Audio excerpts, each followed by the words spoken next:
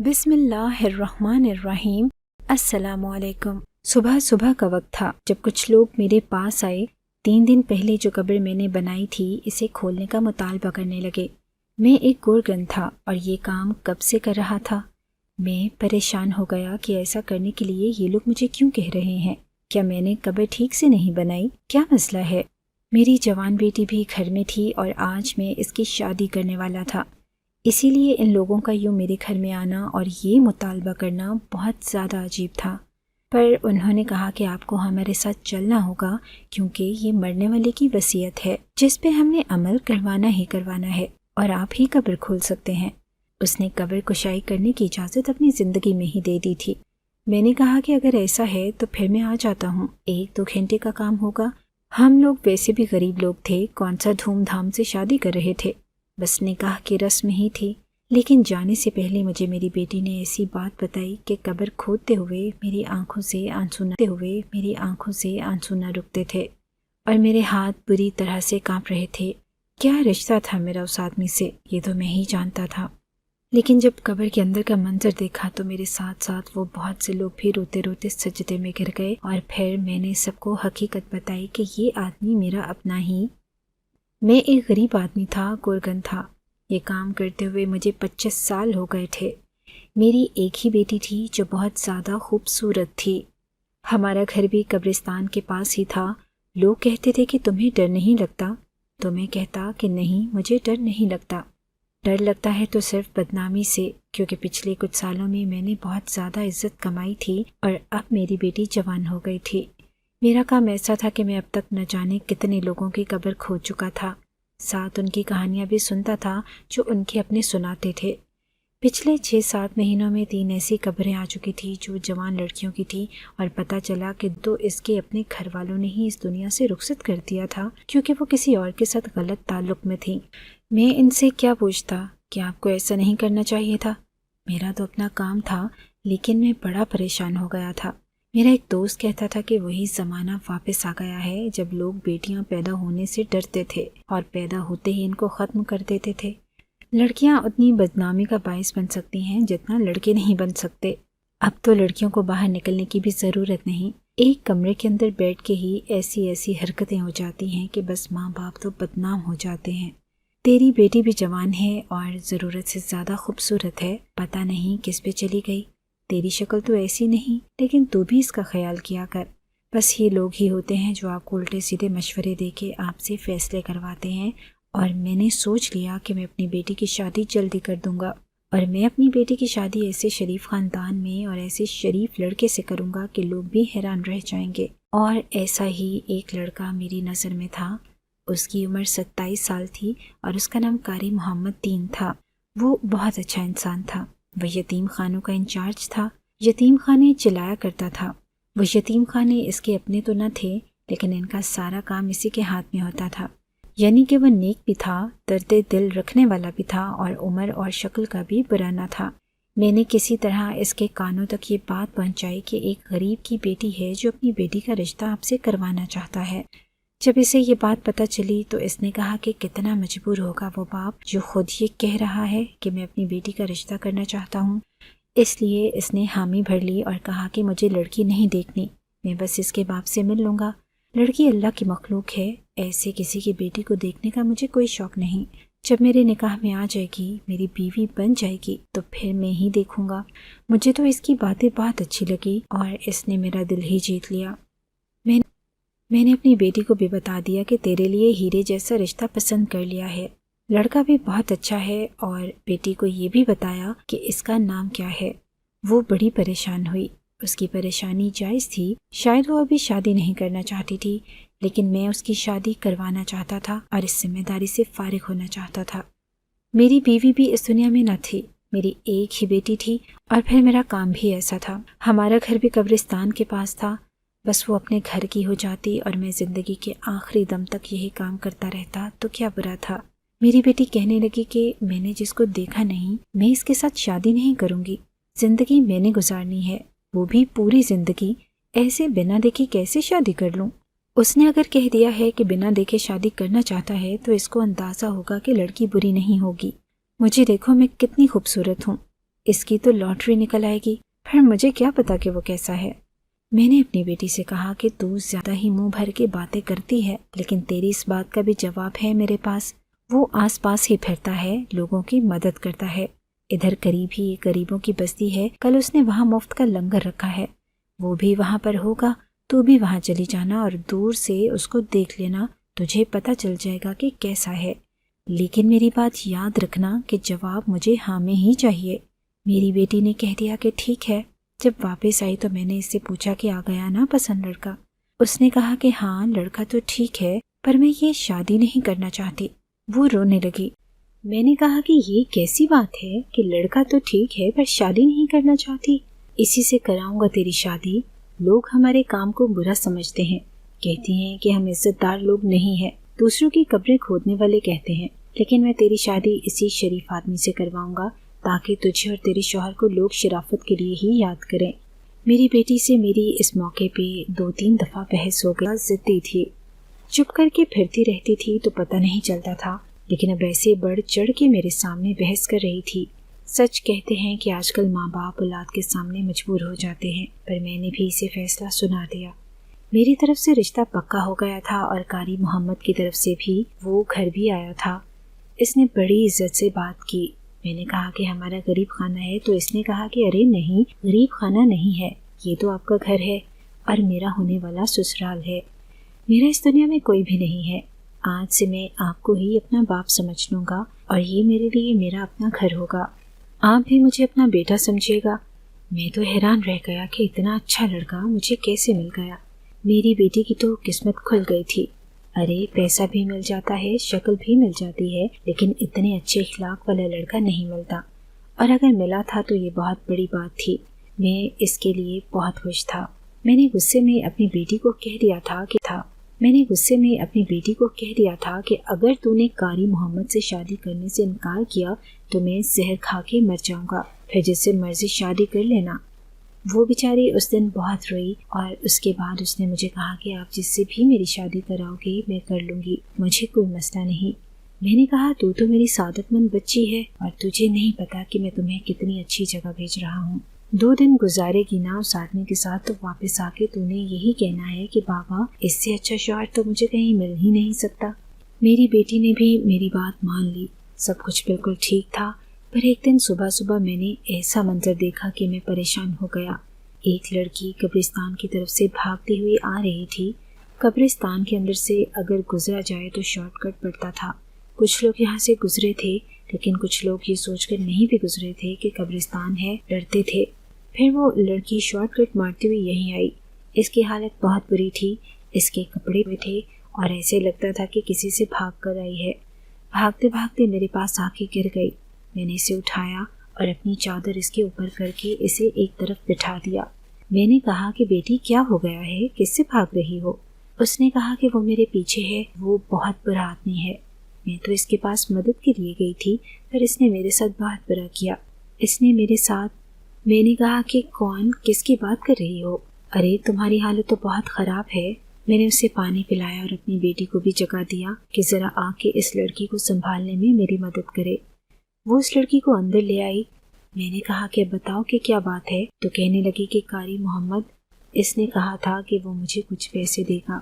میں یتیم ہوں، میرا باپ اس دنیا میں نہیں ہے، ہفتہ بھر پہلے میری ماں بھی مر گئی، اس لیے میں اس کے پاس مدد مانگنے گئی تھی۔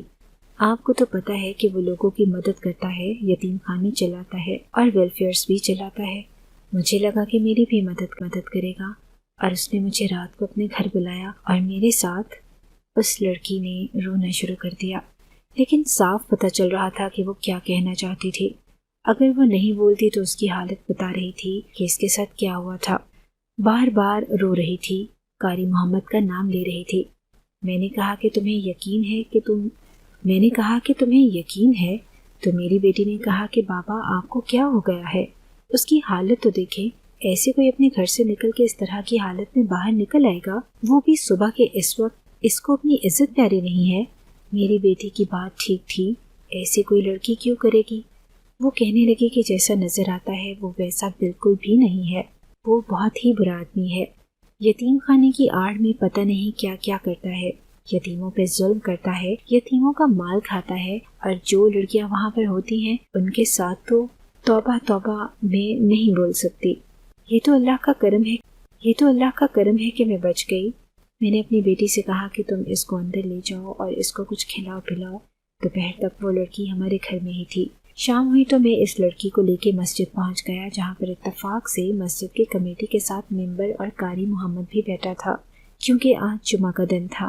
میں نے اسے سب کے سامنے پیش کر دیا اور بتایا کہ اس کے ساتھ کیا ہوا ہے۔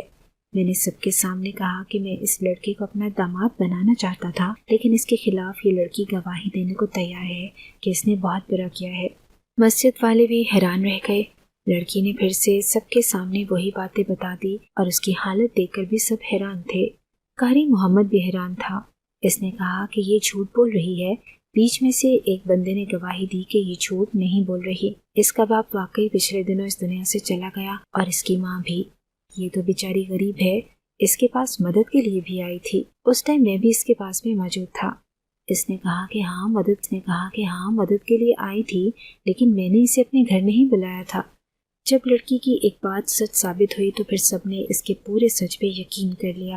مسجد کی کمیٹی والوں نے کہا کہ ہم تو قاری محمد کو انچارج بنانے والے تھے اور سارے پیسے بھی اس کے پاس رکھوانے والے تھے، لیکن اگر یہ ایسا آدمی ہے تو ہم اس کا بائیکاٹ کرتے ہیں۔ آج کے بعد یہ مسجد میں بھی داخل نہیں ہوگا۔ سب لوگوں نے اس کی بہت جگ ہنسائی کی۔ یہ بات آگ کی طرح پورے محلے میں پھیل گئی۔ لوگ بھی حیران ہو گئے تھے کہ کیسا بنا ہوا تھا اور کیسا نکلا ہے۔ میں نے بھی رشتہ توڑ دیا اور کہا کہ میں بھی کہوں کہ آج کل کی دنیا میں کوئی اتنا اچھا کیسے ہو سکتا ہے؟ تم اچھے نہیں تھے، تم ہونے کا ناٹک کر رہے تھے۔ ارے آج کل تو لوگ اپنے سگے باپ کو بھی اتنی عزت نہیں دیتے جتنی تم مجھے دے رہے تھے۔ شکر ہے کہ میری بچی بچ گئی، ورنہ تمہارے ساتھ اس کی کیا زندگی ہوتی۔ اس نے کہا کہ ایسا نہیں ہے، میں بے قصور ہوں، میں برا آدمی نہیں ہوں۔ میں نے ساری زندگی لوگوں کی، آپ سب لوگ میری پوری زندگی کی ریاست پر سوالیہ نشان نہیں لگا سکتے۔ لوگوں نے اسے کہا کہ اگر تم اپنی حرکتوں سے باز نہ آئے تو ہم تمہیں اس محلے سے بھی نکال دیں گے۔ ایسی کہانیاں پہلے بھی مشہور تھی کہ بڑی بڑی NGOs اور ویلفیئرز کے جو مالک ہوتے ہیں انہی کی اسی طرح کی حرکتیں ہوتی ہیں کہ وہاں پر آنے والی مجبور اور مسکین عورتوں کے ساتھ وہ تعلقات رکھتے ہیں۔ سب سمجھ گئے کہ یہ بھی ایسا ہی ایک کردار ہے۔ میں نے اپنی بیٹی کا رشتہ وہاں سے توڑ دیا اور میری بیٹی نے مجھے 2 مہینے بعد بتایا کہ کوئی لڑکا ہے جو اس کے گھر رشتہ بھیجنا چاہتا ہے۔ وہ راستے میں اسے بار بار دیکھتا تھا مگر اس کی نیت بری نہیں تھی۔ وہ کہتا ہے کہ میں گھر رشتہ لے کر آؤں گا۔ میں نے کہا کہ ٹھیک ہے، تم اسے کہہ دو کہ لے کر آ جائے رشتہ۔ وہ لوگ گھر آئے، لوگ بھی اچھے تھے لیکن خاندان بہت بڑا تھا۔ لڑکے کے 5 بھائی تھے، 5 بہنیں تھیں۔ میں نے کہا کہ بیٹی بڑے خاندان کے بڑے بڑے مسئلے ہوتے ہیں، پر میری بیٹی نے کہا کہ یہاں میری مرضی ہے، آپ ہاں کہہ دیجئے۔ ٹھیک ہے، میں ہاں کہہ دیتا ہوں۔ بات تقریباً چل پڑی تھی اور ہاں کی طرف ہی جا رہی تھی جب خبر ملی کہ قاری محمد نے لوگوں کی باتوں رسوائی سے دل برداشتہ ہو کے خودکشی کر لی ہے، لیکن اس نے ایک عجیب طرح کی وصیت کی ہے۔ وصیت کیا تھی مجھے جاننے کی کوئی ضرورت نہ تھی۔ اس کی قبر بھی میں نے ہی کھودی تھی اور جب اسے دفنایا جا رہا تھا تو میں بھی آس پاس ہی موجود تھا۔ کچھ لوگ کہہ رہے تھے کہ ایسے لوگوں کو مر جانا ہی اچھا ہوتا ہے جو نیکی کا لبادہ اوڑھ کے گناہ کرتے ہیں۔ اس کی میت پہ کوئی بھی اشکبار نہیں تھا اور اس کا کوئی بھی اپنا نہیں تھا۔ اس نے پہلے ہی بتایا تھا کہ وہ اس دنیا میں بالکل اکیلا ہے، اسی لیے یہ کام کرتا تھا۔ لیکن کام کیا کرتا تھا؟ فنڈ کھاتا تھا۔ یتیموں غریبوں کا مال کھانے والا تو ویسے ہی جہنمی ہوتا ہے، اس پہ تو خدا کی لعنت ہوتی ہے۔ تبھی تو اس کا ایسا انجام ہوا تھا کہ حرام موت مرنے پر راضی ہو گیا تھا۔ 3 دن بعد میری بیٹی کی نکاح کی رسم تھی۔ وہ بہت زیادہ خوش تھی۔ اس دفعہ اس کی الگ ہی چمک تھی۔ لڑکے کے خاندان والے مجھے ابھی سے ہی تھوڑے لالچی لگ رہے تھے، عجیب عجیب باتیں کرتے تھے۔ وہ بھی ہماری طرح غریب تھے، ان کے پاس بھی کچھ نہ تھا۔ لڑکے کا باپ کپڑوں کا چھوٹا سا پھٹا لگاتا تھا، لیکن باتیں ایسی کرتے تھے کہ حیران کر دیتے تھے۔ لیکن اب تو نکاح میں 2 دن رہ گئے تھے۔ وہ کہتے ہیں نا کہ آخری وقت پہ اپنے رنگ دکھا رہے تھے، شاید یہی بات تھی۔ عین نکاح والے دن 2 لوگ میرے پاس آ گئے۔ انہوں نے کہا کہ وہ جو محمد قاری کی قبر بنائی تھی اس کی قبر کشائی کرنی ہے۔ میں نے کہا کہ قبر کشائی کرنی ہے؟ ابھی تو اس کی قبر بنائی تھی، آج تو مشکل سے کچھ دن ہوئے ہیں اور تم لوگ آ گئے ہو کہ اس کی قبر کشائی کرنی ہے۔ تو انہوں نے کہا کہ ہاں یہ اس کی وصیت تھی۔ اس نے کہا تھا کہ مجھے بنا غسل دیے دفنایا جائے اور اس کے بعد کچھ دن کے بعد میری قبر کو کھود کے دیکھا جائے۔ میں نے کہا کہ بنا غسل دیے دفنایا جائے یا نہ دفنایا جائے، وہ تو گناہ گار آدمی تھا، اور ابھی اس کی قبر کھود کے دیکھو گے نا تو نہ جانے اندر اس کے گناہ کے کیا مناظر ہوں گے۔ ویسے بھی جس کو بنا غسل دیے دفنایا جاتا ہے اس پر عذاب ہی آتے ہیں۔ انہوں نے کہا کہ اب اس کی وصیت ہے تو پوری تو کرنی پڑے گی، آخری خواہش کرنے کا حق تو مجرم کو بھی دیا جاتا ہے، اور وہ تو صرف دھوکے باز تھا۔ سارا محلہ اکٹھا ہو گیا ہے اور اس کی وصیت میں خاص طور پر یہ لکھا ہے کہ قبر کشائی تم کرو گے۔ میں یہ سن کر حیران رہ گیا۔ آج میری بیٹی کا نکاح تھا، لیکن ابھی تو صبح کا وقت تھا اور نکاح شام کا تھا۔ میں نے کہا کہ ٹھیک ہے، میں چلتا ہوں، یہ معاملہ بھی ختم کرواتا ہوں، کیونکہ میرے دل میں بھی تجسس آ گیا تھا۔ میں وہاں چلا گیا اور جب قبر کشائی کی گئی تو ہم سب حیران رہ گئے۔ ابھی قبر آدھی ہی کھلی تھی کہ اس میں سے خوشبو پھوٹنے لگی، اور یہ دیکھ کر ہم سب حیران رہ گئے کہ قاری محمد ایسے پڑا تھا کہ جیسے اسے ابھی رکھا گیا ہو۔ اس کے وجود سے خوشبو آ رہی تھی اور اس کے چہرے پہ مسکراہٹ بھی تھی۔ کیا مطلب تھا اس بات کا؟ اس کا مطلب کہ وہ برا انسان نہ تھا، کیونکہ اسے بنا غسل کے دفنایا گیا تھا تو اس کا حال تو اور برا ہونا چاہیے تھا۔ کیا اس پہ الزام لگایا گیا تھا؟ سب لوگوں نے کہنا شروع کر دیا کہ یہ تو ایسے پڑا ہے، یہ تو اللہ کی طرف سے اشارہ ہے۔ اس کا مطلب کہ یہ برا آدمی نہ تھا۔ تم نے اس پر الزام لگایا تھا۔ کیوں لگایا تم نے اس پر الزام؟ جب سے یہ اس محلے سے گیا ہے لنگر لگنا بند ہو گیا ہے، غریب مر رہے ہیں، اور اس کے یتیم خانے چلانے کے لیے جو آدمی آیا ہے وہ بہت برا آدمی ہے اور سب پہ ظلم کر رہا ہے۔ کیسے لگایا تھا تم نے الزام اس پہ؟ اگر یہ برا آدمی ہوتا تو آج یہ سب کچھ نہ ہوتا۔ سبحان اللہ، ماشاء اللہ۔ لوگ اس طرح کی باتیں کر رہے تھے، سجدے کر رہے تھے، اور میں حیران ہو رہا تھا۔ وہ لڑکی جو اس دن ہمارے گھر آئی تھی، اس کا نام سمیہ تھا، جس کو ہم نے بچایا تھا۔ آج وہ بھی میری بیٹی کی شادی میں آئی ہوئی تھی۔ میں ہڑبڑا گیا اور گھر کی طرف بھاگا۔ میری بیٹی تیار ہو رہی تھی۔ میں کمرے میں جانے کے بجائے باہر ہی رک گیا۔ اندر سمیہ موجود تھی۔ کہنے لگی کہ شکر ہے کہ تم نے مجھے بچا لیا، ورنہ مجھے اس مولوی سے شادی کرنی پڑتی۔ اگر تم اس کے خلاف جھوٹی گواہی نہ دیتی تو آج وہ میرا دلہا ہوتا۔ میں کبھی بھی اس مولوی سے شادی نہ کرتی، مجھے تو مولوی اچھے ہی نہیں لگتے، لیکن وہ کمبخت اتنا اچھا آدمی تھا کہ اس کی کوئی کمزوری ہی نہیں تھی، کوئی غلطی ہی نہیں تھی، اس لیے کہانی بنانی پڑی۔ یہ آواز میری بیٹی کی تھی۔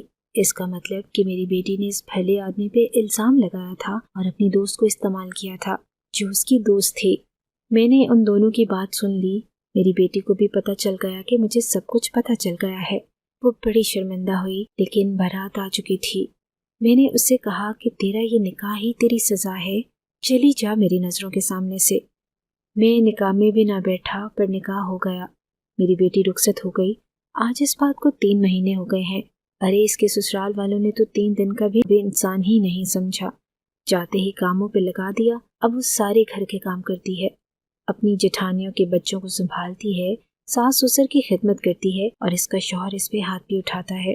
بیٹی ہے میری، پھر بھی دل دکھتا ہے میرا، لیکن شاید یہی اس کی سزا ہے، کیونکہ اس نے ایک بھلے آدمی پر تہمت لگائی تھی اور وہ اتنا دل برداشتہ ہوا کہ اس دنیا سے ہی چلا گیا۔